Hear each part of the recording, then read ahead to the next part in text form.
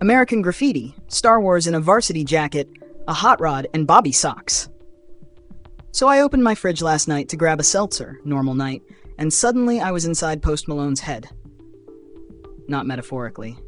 I mean full-on being John Malkovich, but with more tattoos and half a Slim Jim in my sock for no reason. In there, Post was building a chair made entirely out of Funyuns while humming the Star Wars Cantina theme. And I came back out of that greasy brain vortex with one thought so hot it curdled the oat milk. American Graffiti was George Lucas's first draft of Star Wars. I don't mean the early version. I mean like, same chords, different chorus. Lucas just swapped the jukebox for a lightsaber and called it sci-fi. Let me show you what I mean before my fridge sucks me back in and I get stuck inside Post's memory of the time he high-fived a ghost. 1. The whole thing's about getting out of town. In American Graffiti, the main guy Curt, played by a very young Richard Dreyfuss, spends the entire movie trying to figure out whether he should stay in his comfy little hometown or get on a plane and leave everything behind.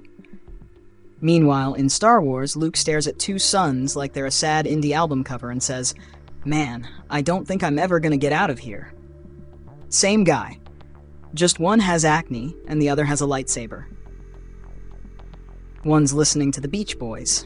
The other's dodging TIE fighters. That whole "do I leave home and face the big scary world" vibe is the engine for both movies. Only one ends in a trench run and the other ends in, like, emotional confusion and Wolfman Jack whispering through your AM radio. 2. The characters? They're already the rebels. Lucas didn't invent Star Wars characters from scratch. He just upcycled his own high school drama and duct-taped it to space. Curt is Luke Skywalker. Literally the same, "I'm not sure if I should leave" energy. John Milner is Han Solo with less Wookiee, more axle grease. Cool car, leather jacket, doesn't play by the rules, secretly has feelings. Toad is R2-D2 and C3PO rolled into one anxious, chaotic disaster. Steve is half Leia, half Han. Grounded, frustrated, emotionally constipated. Wolfman Jack is basically Obi-Wan Kenobi if Obi-Wan smoked menthols and ran a pirate radio station from behind a curtain. It's all there. The whole rebel crew. They're just drag racing instead of blowing up moons. 3. The style is basically Star Wars in a diner. Graffiti feels like a small-town high school memory, right? But look again, it's one giant flowing vibe machine. Lucas is juggling 4 storylines, cutting between them like he's editing with a blender, and laying music over the whole thing like it's one continuous dream. No breaks, no pauses. Just motion. That same rhythm is exactly what Star Wars is. He just swapped out Runaway by Del Shannon for John Williams going full symphonic Jedi. Lucas even said once that he wanted Graffiti to have no dialogue, just music and visuals. That's not nostalgia. That's a space opera in beta testing.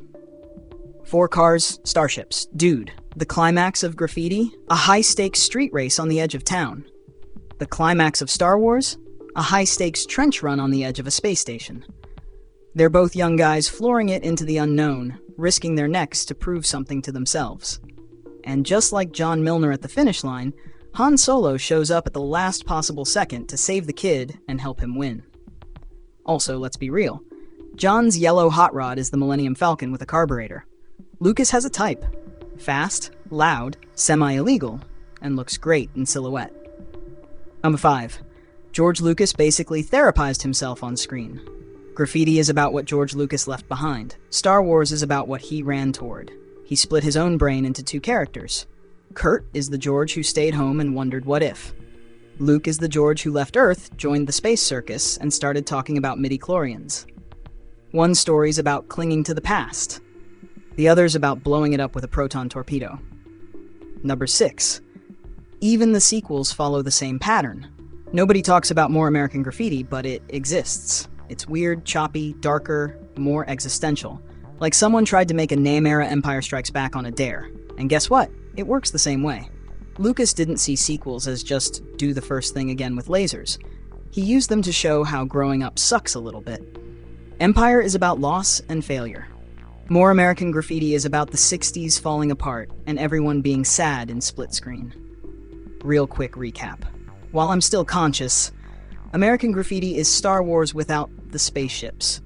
Curt is Luke. Milner is Han. Toad is your anxious droid friend. The radio is the Force. The girl in the white T-Bird is basically Leia, but she doesn't talk and drives like a ghost. Leaving home is the central drama.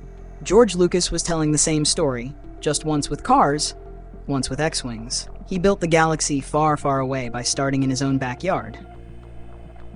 Outrow. Alright, I'm gonna go close my fridge before I get pulled back into Post Malone's second brain dimension, where everything smells like warm Mountain Dew, and every mirror is just his face going, "You good, man?"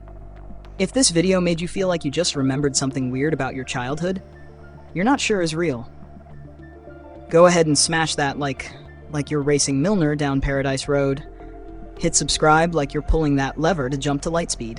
Share it with your one friend who owns too many Funko Pops and insists Han shot first.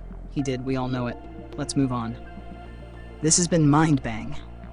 See you next time, unless I'm trapped in a fridge brain dimension again.